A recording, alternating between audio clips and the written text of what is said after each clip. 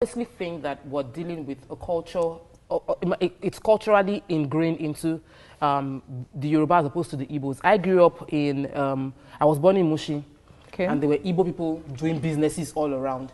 And I can say for a fact, you see that Igbo man, he'll be wearing one shirt and one trouser. Nothing, like, he will probably not even drive a car.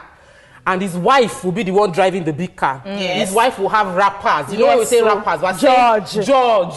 And so, for him, I can wear shirt and trouser. I'm okay. But this my wife. See, what I am angry about. Now, on the other side, the Yoruba man culturally is brought up to have 1,500. So, and your wife should be somewhere there. As you see him, he has turned his cap to my Ijebu people.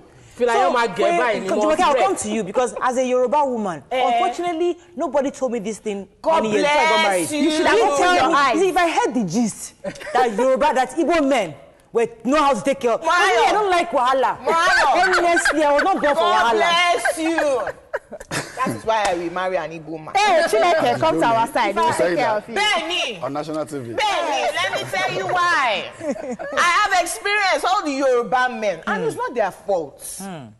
Polygamy is our culture. Okay. Right? Now, we are now insisting and go to court. So it is monogamy. But they are not used to only having one woman. When they were dating, there were 10 girls. This one washing clothes, this one cooking, this one. So 10 girls for different things. As look here, our thinking and our choice is quite different. Yeah. I agree. So my own thinking or your own choice is different to mine. So it does not mean that your own choice is wrong.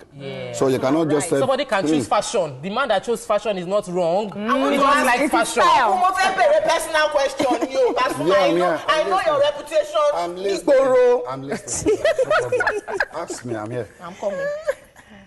But the one Igbo man... Yes, that he dated. I did not even expect that amount of care. Hey. I wasn't expecting you. So you see, let me dating Yoruba men. My mechanic came for the very first time within weeks of dating. And I was attending, and let me take care of this. And I'm like, I've always done it myself. Yes, he got offended. Why do you have me if you are taking care of your car myself? So I've been suffering all my life. When I heard this story about Igbo men, I was vexing. Because I'm so used to it. I'm used to doing this thing. I was just wondering, you don't sell any by This is